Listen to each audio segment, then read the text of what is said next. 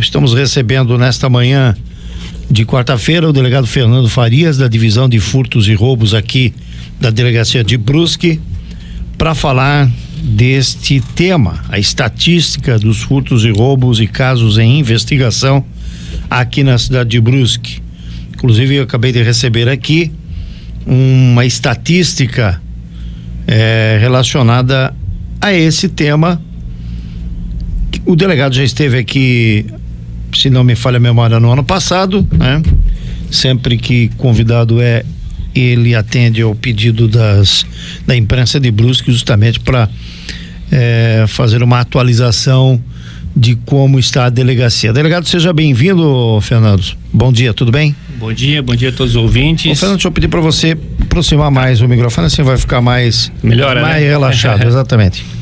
Bom dia a todos os ouvintes. É um prazer atender o convite de vocês aqui para estar discutindo aí as atuações da nossa divisão e da segurança como um todo aqui na cidade, né? Só para esclarecimento, a divisão ela se encontra na delegacia da comarca ou ela está em que local exatamente? Não, ela fica na Pedro Verne 98, né? Sim. Junto com a delegacia regional, ali o Ciretran, né, no caso. Já está já faz algum tempo já, né? Faz quase 2 anos. Exatamente. Já tá... Exatamente. Não é essa que vai lá para perto da prefeitura, né? Não, aquela que vai para perto da prefeitura vai ser a DIC, né? DIC. Isso. Na delegacia regional pelo Paissandu mesmo. Não, mas é que a DIC vai se mudar ali para na lanchonete ali na praça ali. Isso, bem próximo à prefeitura, ao fórum. Mas vocês vão ficar ali? Vão ficar ali. Não tem nenhuma programação para se mudar? Não, mesmo porque a nossa estrutura ali, no momento, está bem interessante, né? A gente tem espaço, tem um acesso à população mais fácil, bem no centro da cidade também, né? Então, a nossa intenção é permanecer por ali, por enquanto. Muito bem. Delegado, vamos começar a falar sobre furtos e roubos, então, as estatísticas. Como é que foi o comportamento nos últimos 12 meses aí da cidade de Brusque, desde que o senhor assumiu a delegacia? O que dá para comemorar os avanços em relação à investigação e principalmente a colaboração da população em relação a casos relacionados a furtos e roubos em Brusque, ou ainda não dá para comemorar muito, delegado? Não, o trabalho é grande, né? Sempre que dá para comemorar, sim, né?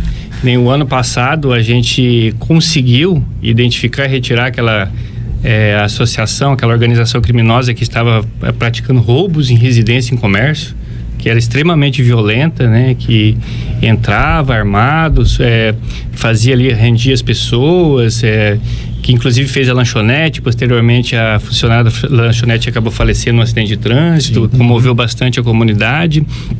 Então, esse é um ponto que a gente tem que comemorar. Porque assim, de janeiro até junho, julho ali, tivemos praticamente 11 roubos em residência, né?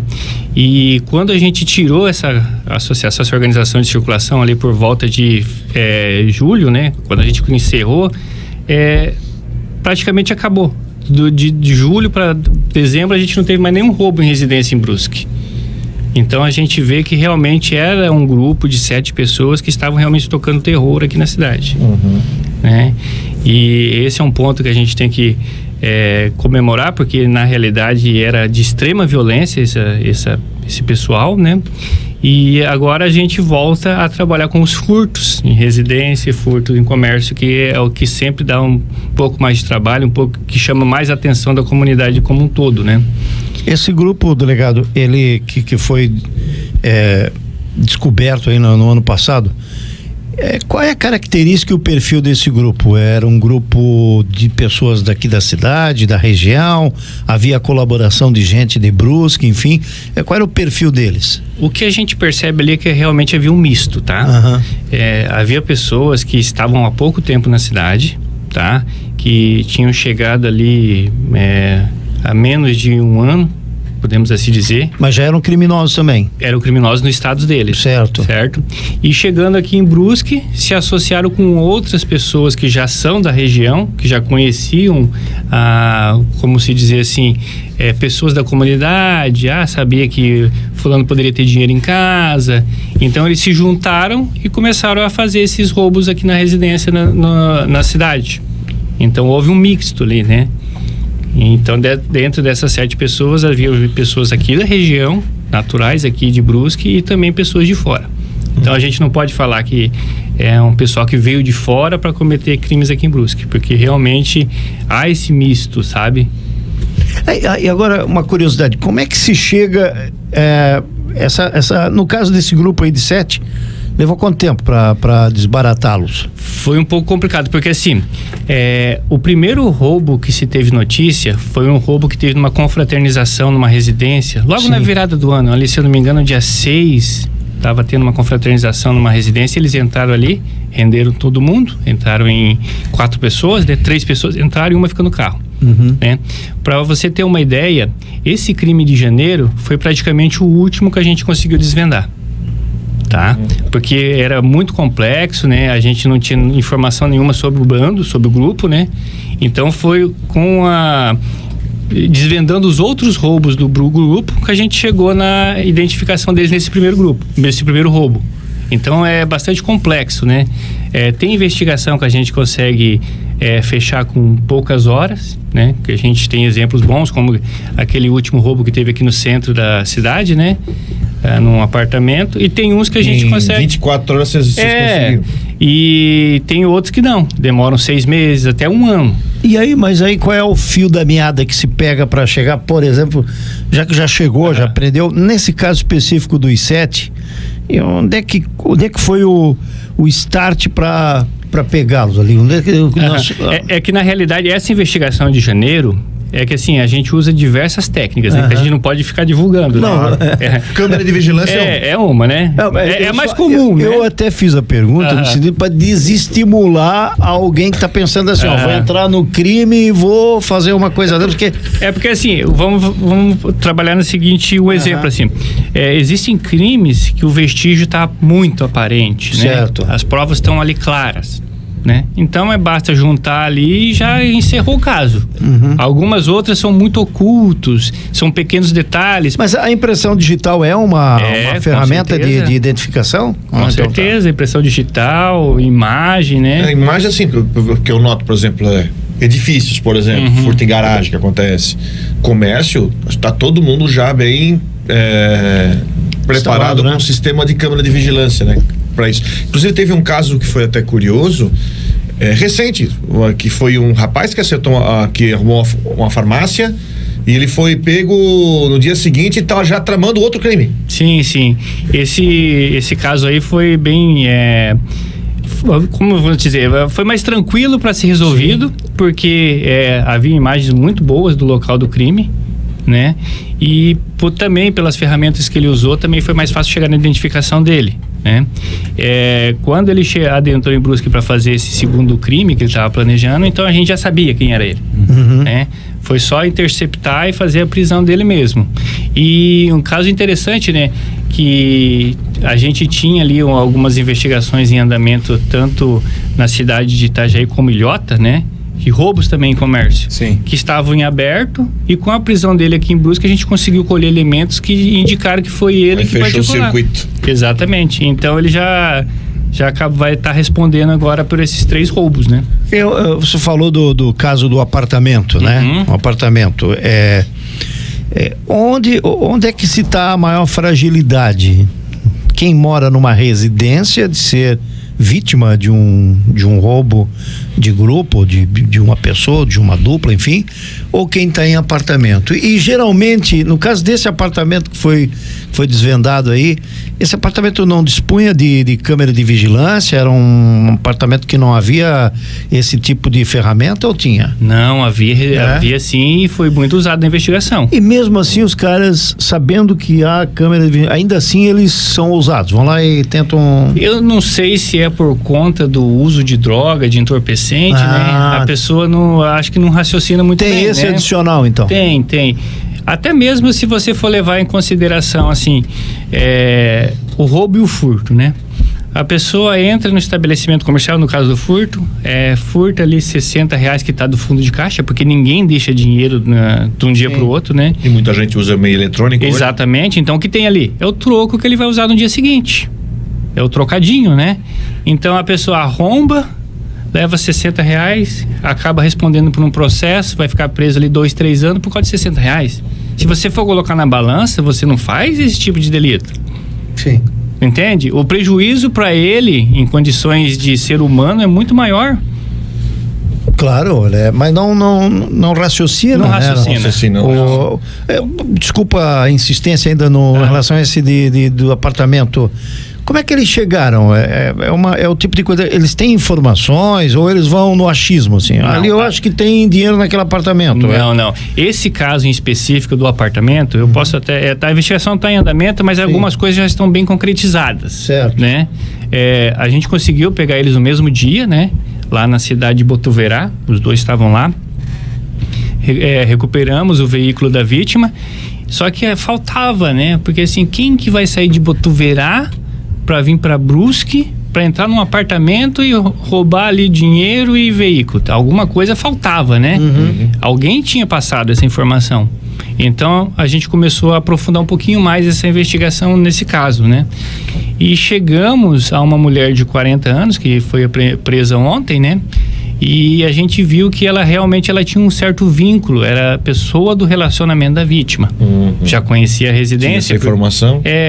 Já tinha frequentado lá porque tinha praticado alguns serviços ali na residência, então ela conhecia. Ela sabia que ali próximo da residência tinha uma obra e que era possível adentrar no apartamento através dessa obra. Sabia onde a vítima guardava o dinheiro, e também que ela tinha um veículo e o local onde estava estacionado o veículo. Então ela passou tudo para esses dois indivíduos. Eles saíram de Botuverá e já vieram aqui com a intenção de fazer esse roubo no apartamento. Cara, eu sinceramente eu fico pensando aqui, o Valdomiro da Mota.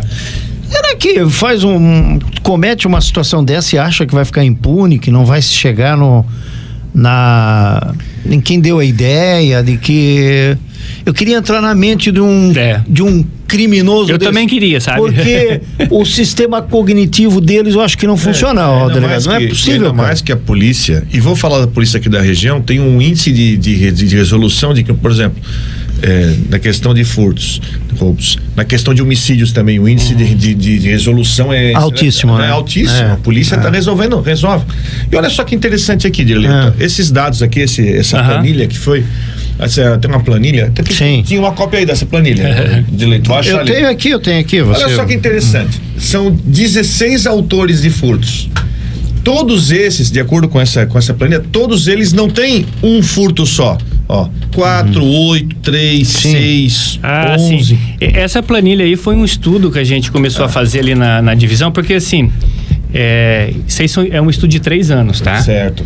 O que a gente tomou como parâmetro? Os autores de furto em série. Certo. E qual que seria um limite ali, um parâmetro? 4 furtos. 4 furtos. Tá? A partir do 4º furto, a gente considera ele como uma pessoa que comete furto em série. Né? Perfeito. Então a gente partiu assim, vamos ver nos últimos 3 anos quem tem esse perfil, né? Aí a partir disso a gente verificou ali que nos últimos 3 anos 16 pessoas foram responsáveis por praticamente 90 furtos em Brusque. E olha só que dado interessante, eu acho que tem muito, né? Dessas 16 são 15 homens e uma mulher. Uma mulher apenas. Uma mulher de 20 anos de idade. Dessas 16, apenas uma pessoa não é usuário de drogas. Exatamente. E outra coisa, outro fato interessante ali é que por ser usuário de drogas, né, esse pessoal aqui, eles cometem o furto para alimentar o vício. Isso. Então o que ele acontece? Ele furta, ele não leva para casa. Ele furta e já troca na boca, já troca ali no ponto de venda de droga, ou então passa para o receptador, recebe um dinheiro e já vai usar a droga. Eu estou vendo aqui também que temos pessoas em situação de rua.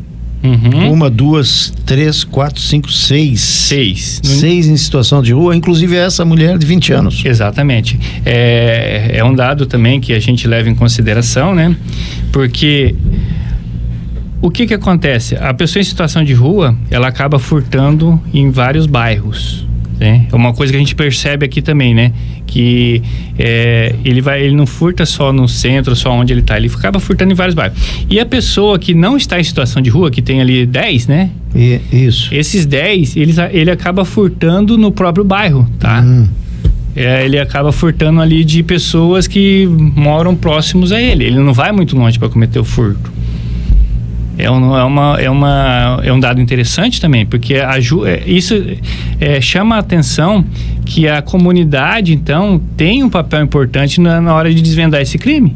Aqui porque assim, o bairro sabe quem está furtando. Então, se a polícia precisar dessa informação, tem que chegar para nós, entendeu? Quando fala que em condenado é que tem passagem ou já foi condenado pelos crimes? Essa condenação aqui, a gente levou em consideração no momento que ele começou a fazer a série de furto.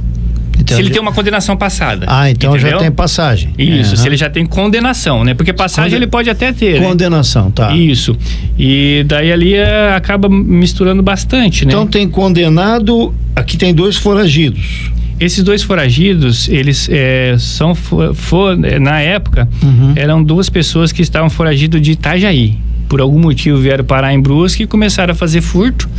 E essas pessoas que não têm residência são um pouco mais complicadas da gente fazer a prisão delas, tá? Porque a gente consegue ali um mandado, tudo, mas como elas não têm residência, não têm um local fixo, né? Acabam sendo mais difícil de achar. Então, por isso que às vezes ela comete mais crime do que os outros ali, né? Damota, sua pergunta, eu gostei que você desenterrou a Hercule Poirot. Sim, o personagem da Agatha Christie. Você sabe que eu li todos os livros da Agatha Christie? Todos, sem exceção. Eu tenho a coleção toda. Aliás, quero fazer aqui o seguinte, eu estou... como eu estou fazendo uma reforma no meu apartamento, estou doando alguns livros que eu tenho. E livro não pode ficar guardado, o livro tem que ser usado. Inclusive literatura policial, né? De mistério. Pode então, trazer que eu aceito já. Você aceita? Aceito. Eu tenho toda a coleção, tá? Vou te presentear com a coleção da Agatha Christie. Vou te presentear. Perfeito. Tá feito aqui no ar, assim, é o programa, certo? A sua pergunta aí pro delegado. Aceito aí, mas quando você falou no Poirot, eu lembrei enfim, mas, delegado, eu tava vendo aqui também esses dados aqui e aí a gente falou aí sobre a questão do indivíduo ser pego ou não ser pego. Nós temos percebido uma velocidade bastante grande na solução desses crimes. Esse caso aí foi um apenas de muitos outros, né?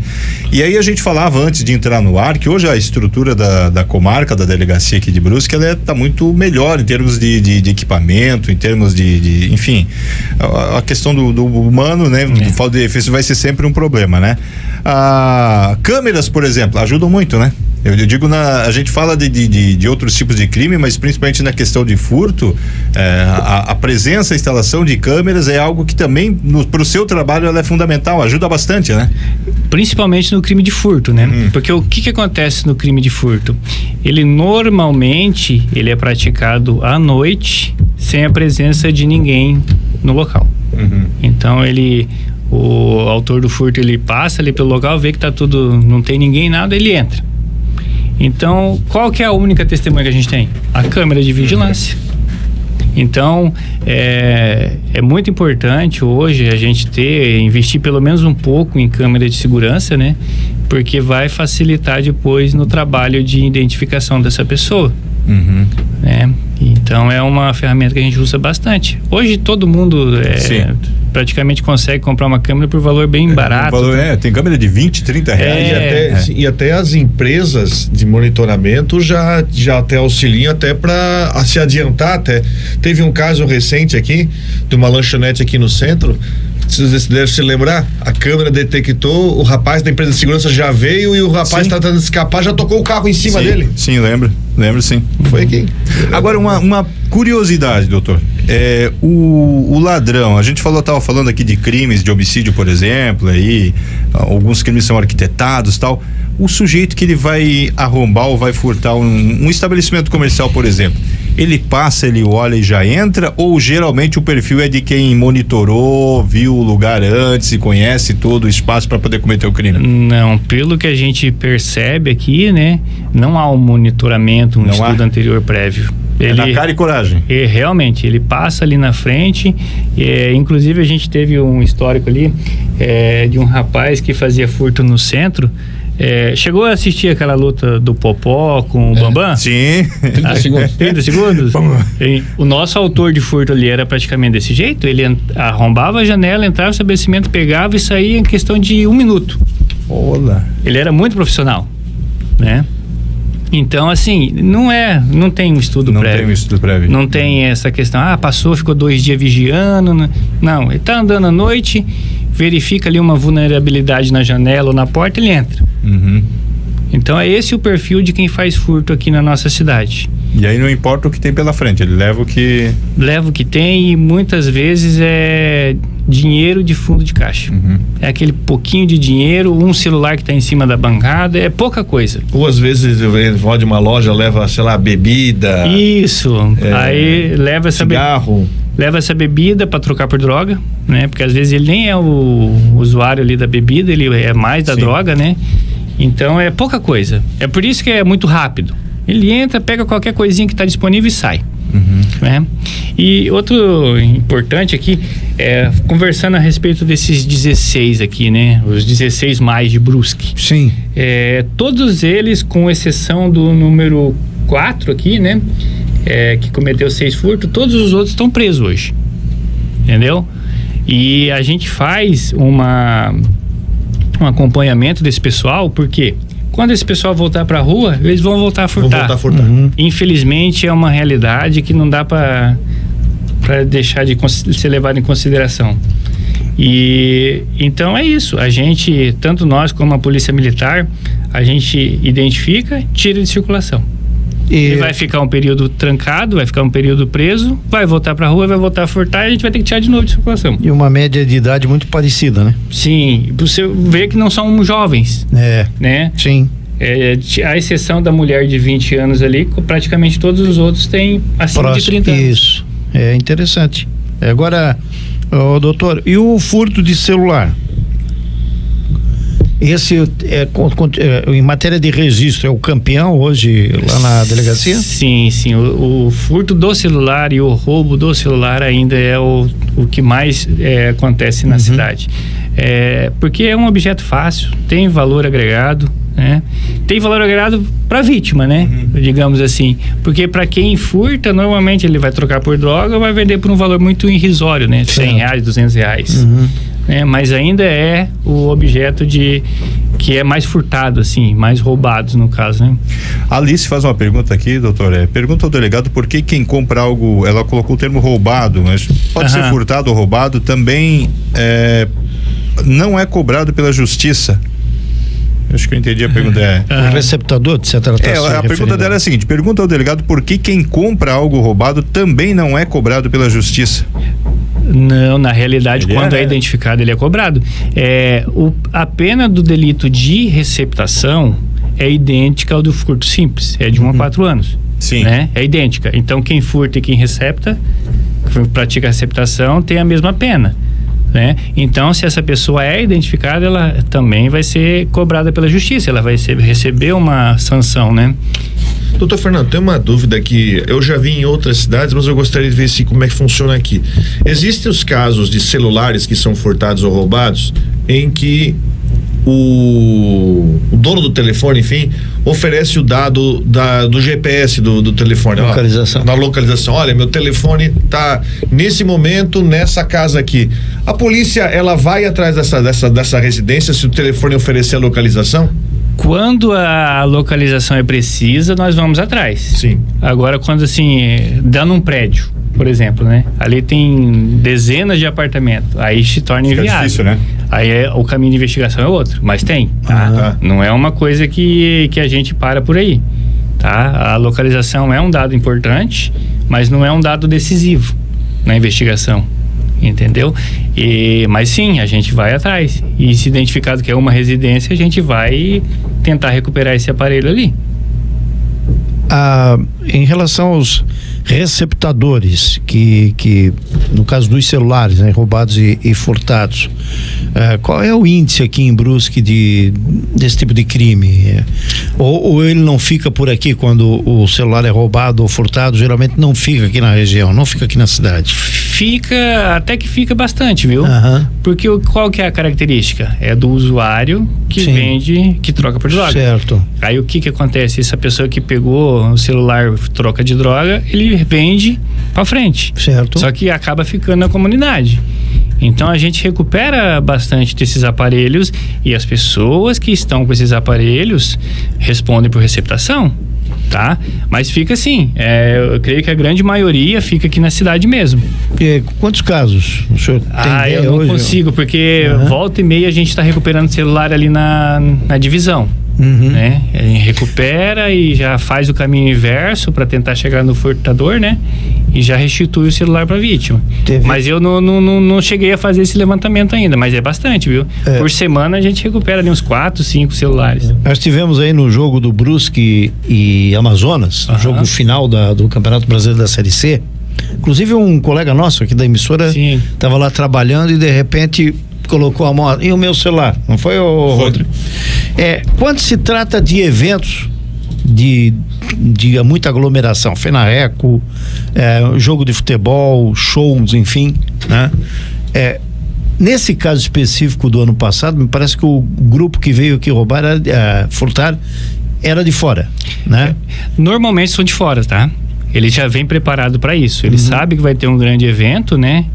Que vai ter diversas pessoas ali apertadas, né? E eles vêm para fazer furto de celular. Como é que é o modus operandi desse pessoal? Porque era um grupo, né? E só se caracterizou um como criminoso porque foi encontrado nesse veículo. Acho que foi isso, né? Como é que foi a história aí Na realidade, a gente ainda está em andamento essa investigação. Não terminou ainda? Não. Inclusive, a gente já recuperou um celular na cidade de Joinville, ali de outras vítimas, né? Já repatriamos ele aqui para Brusque e já devolvemos a vítima. Então, a investigação continua. Não terminou a investigação? Não. Você tinha fechado na porque na realidade alguns celulares foram recuperados na hora. Sim, quantos? Lembra, doutor? Não sei se foi 4 ou 5, foram nesse patamar, mas alguns outros ainda ficaram... Quantos registros no total de celulares furtados? Agora eu não me recordo, mas eu creio que foi aquela pessoal que foi pra delegacia, né? Sim. E mais uns 4 ou 5 registros fora, né? Que não foram recuperados. E desse grupo, quantas pessoas havia no grupo e quem está em investigação? A gente está em investigação em 3. 3, né? Não são daqui? Não são daqui. São ali da região de Palhoça, né? Eles estão presos? Agora eu não sei qual que é a situação prisional deles, tá? Porque confesso que eu não cheguei a pesquisar antes de vir pra cá. Certo. Mas eu teria que ver essa situação ali, porque realmente eles são especializados nisso, né? Então, se eles não estão presos por Brusque, pode ser que sejam presos em outra localidade, né? Certo. Como é que funciona? Como é que eles agem? Só pra gente dar uma dica pro pessoal que está nos acompanhando, para tomar cuidado nos eventos, como é que eles agem? Na realidade, eles esperam aqueles momentos de distração. De aglomeração. Aglomeração e distração da vítima. Aconteceu um gol, todo mundo comemorando. Vai lá e pega, né? Ou se não, no caso ali da torcida quando chegou o ônibus ali do time, do Brusque, o pessoal, todo mundo ficou alvoroçado e tal. Ali eles foram agir. Mas é interessante, né, Rodrigo, que eles estavam com a camisa do clube. Realmente eles estavam infiltrados na torcida. São ligeiros, são espertos. Sim. É porque se eles vêm com um outro tipo de vestimenta, chama atenção, né? Eu lembro que eu estava na cabine da rádio, a gente estava lá transmitindo o jogo, de repente eu olhei a polícia, porque eles foram dedurados lá pela torcida organizada. Foi ali que começou a descoberta do grupo. Eu lembro que vinha um grupo de policiais militares carregando 2 deles com a camisa do Brusque. Eu digo, meu Deus, será? Ainda na hora a gente, lembra, Rodrigo, a gente pensou que tivesse acontecido uma confusão de torcida, mas na realidade eram os bandidos, os malandros ali que roubaram o celular. Mas é interessante que eles estavam caracterizados como torcedores. Usavam uma mulher como, digamos assim, depósito do celular. É bem pensado, né? Fala sério. Sim. E a gente observa também, esse ano não teve, né? Que na FENARRECO já teve em anos anteriores, mas esse ano não teve. Esse furto de celular. Inclusive, esse ano a FENARRECO na parte de furto foi muito tranquilo. Foi tranquilo, né? Foi muito tranquilo. Poucos registros ali, alguns já resolvidos na hora mesmo, né? Ali pela Polícia Militar e a Polícia Civil, que estavam com um destacamento ali dentro da própria FENARRECO, então foi um ano tranquilo. Mas eu sei que em edições anteriores, quadrilhas desse estilo aí já agiram ali. Agem também lá na cidade de Blumenau também, quando tem os eventos grandes ali na Oktober. Então eles sabem o que estão fazendo, né? Eles vão lá para fazer esse tipo de crime. E quase sempre são elementos que já têm passagem pela polícia, pelo mesmo crime.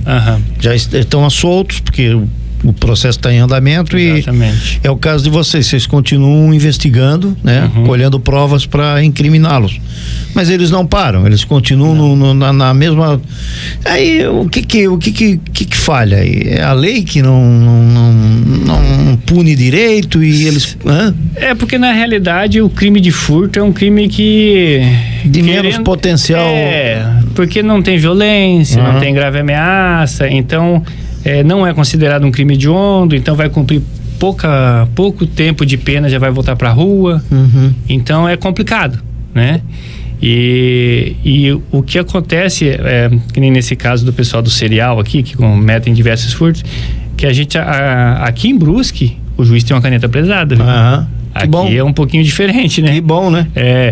Tem casos aqui que a pessoa que cometeu o furto pegou 22 anos, 19 anos, entendeu? Então é praticamente um homicídio, né? O Daniel Tomás Stein está dando os parabéns aqui ao trabalho da Polícia Civil. Ele está dizendo que foi vítima de um furto, fez o BO, levou as imagens das câmeras onde estava trabalhando e a polícia já identificou o criminoso, pegou ele, levou para a justiça. O doutor Edemar deu a canetada e ele está parabenizando aqui a importância de fazer o boletim de ocorrência, né? Sim, isso eu queria chamar a atenção aqui. Eu já pedi pro pessoal da imprensa já há uns dias atrás reforçar. O que acontece? Foi vítima de furto, faça o registro imediatamente, a tomada de conhecimento do furto. Por quê? Isso facilita o nosso trabalho. Daí a gente vai buscar imagens hoje ficam poucos dias disponíveis. Sim. Né? Logo vai sobrepondo uma imagem a outra e a gente se perde esse elemento. Então tem que fazer o registro. Se a gente não consegue desvendar ali no momento, a gente preservou a imagem, mais para frente a gente identifica ele em outro furto e ele vai responder por aquilo lá. Então tem que ter esse registro e essa preservação dos elementos. O BO, o boletim de ocorrência, é levado em consideração também para distribuição de efetivo, tá? Isso Brusque peca muito, porque a gente não tem muita ocorrência, não é considerado uma cidade problemática, então a gente não recebe efetivo por conta disso. Então o BO, ele ajuda...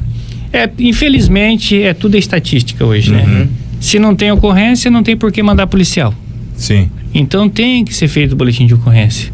Agora, eu me deparei com algumas situações, doutor, me corrija se eu estiver errado, aquele boletim feito pela Polícia Militar, ele não chega até vocês, no caso, né? Chega. Hoje a gente tem 3 formas de fazer o boletim de ocorrência. Certo. É o da PM no local, é o deslocamento até a delegacia para fazer o boletim presencialmente na frente de um policial, ou em casa, online, através do celular, tablet, computador.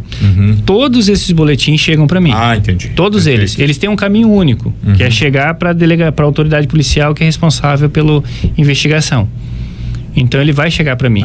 De uma forma ou de outra ele vai chegar para mim, eu vou tomar conhecimento e vou dar andamento nele. A sua equipe está com quantas pessoas hoje no trabalho ali?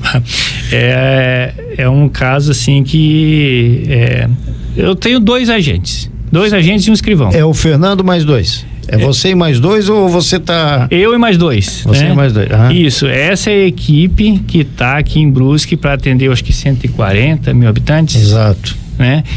Todos os furtos, roubos, receptação e apropriação indébita. São esses 4 crimes que a gente atua, né? Então é um efetivo... Precisava mais? Pelo menos o dobro, né? É um efetivo muito baixo. Então, meus policiais ali, a gente se desdobra para fazer o atendimento e não deixar perder essas imagens, não deixar perder esses elementos, porque tem que ser rápido. Sim. A gente não pode ficar perdendo tempo. Então é um trabalho difícil, né? Eu fico imaginando quanto tempo se leva olhando num notebook ali as imagens para si. Isso é observação, é detalhe, você tem que ser perspicaz, né? Exatamente. É tempo. É tempo. Aí você imagina, eu tenho 2 policiais. Esses policiais, eles têm que coletar a imagem, tem que ir até o local lá, fazer a coleta, levar HD, levar, né? Depois ele tem que voltar para a delegacia, sentar na frente do computador e analisar todo esse material que ele coletou. Então realmente demanda tempo, né? E ele tem que fazer isso entre uma ocorrência e outra, sabe? Certo. Porque não para, o boletim de ocorrência está chegando direto. E aí eu me dei conta agora, e precisa de equipamento bom também. Sim. No começo do ano, na realidade no finalzinho do ano passado, a gente recebeu uma doação ali do Poder Judiciário, né? Que acabou ajudando nós na parte de equipamento, porque a gente tinha alguns equipamentos ali que não são adequados para análise de imagem. Essa é a verdade, né? Certo. Então a gente conseguiu ali fazer a troca desse material, né, desses computadores, e já estamos com um material melhor. Mas por quê? Porque o fórum, né, se disponibilizou a fazer essa doação para nós. Então tudo ajuda, né? Agora, doutor Fernando, voltando a essa questão dos números de pessoas que são, são pegas por vocês, que praticam 1, 2, 3, 4 furtos. É claro, você apresentou essa lista dizendo que esses 16 serão responsáveis por 90% dos furtos. Mas eu quero entrar numa questão. Às vezes você pega, encontra ele é preso, eles ficam muito tempo presos, por exemplo, talvez já pegam e já ganham e já são liberados 2, 3 dias depois para voltar a furtar. Porque às vezes a gente chega aqui uma notícia aqui, que a própria polícia solta, a própria polícia militar também informa assim, esse já é uma pessoa conhecida de furtos, praticou um furto numa residência, sei lá, 2 semanas atrás. Essa questão da pessoa que ela é presa, ela é pega, mas ela acaba não ficando muito tempo presa e já volta rapidamente pra rua. Hoje a gente tem a audiência de custódia, né? Isso. Que toda pessoa presa, ela tem que passar por um juiz em 24 horas. E o que o juiz vai analisar? A necessidade ou não dela permanecer presa e responder o processo em liberdade ou não. Então, algumas vezes ela já sai ali na audiência de custódia, porque ela não representa um risco para a sociedade. Porque o crime dela não tem violência, não tem grave ameaça. Ainda que possa depois voltar. Aí você vai ver lá, não tem condenação ainda, né? Que nem aqui, alguns casos aqui eu não tenho condenação. Então, nesses casos que não tem condenação, dificilmente o juiz vai segurar, né? Se não tem um processo em andamento, cometeu um furto. Aí você vai analisar a nossa legislação. Um furto hoje é cabível ao acordo de não persecução penal. Sim. Né? Então, o que é o acordo de não persecução penal? A pessoa vai fazer um acordo com o Ministério Público, né? Vai ser homologado com o juiz, mas ele não vai ser preso. Ele vai pagar alguma pena pecuniária, vai pagar dinheiro, vai fazer uma indenização para a vítima, mas preso ele não vai. Então, aquela pessoa que cometeu um furto, dificilmente ela vai ser presa, vai permanecer presa. Então, a nossa legislação trabalha nesse sentido também. Então, são todos pontos que são levados em consideração. Por que não ficou preso? Porque naquele momento não representa risco para a sociedade. Mas não quer dizer que daqui 2 dias ele vai ser pego e já não vai se levar em consideração aquele primeiro furto, entendeu? Muito bem, agradeço aqui ao nosso convidado, o delegado Fernando Farias, Divisão de Furtos e Roubos aqui de Brusque. Delegado, muitíssimo obrigado e sucesso aí nas investigações. Eu que agradeço, né? Sempre que convidado vou estar presente aqui, porque é uma prestação de conta para a comunidade, para a sociedade, né? E nos aproxima também, né, da comunidade aqui que sabe o que está acontecendo na nossa divisão.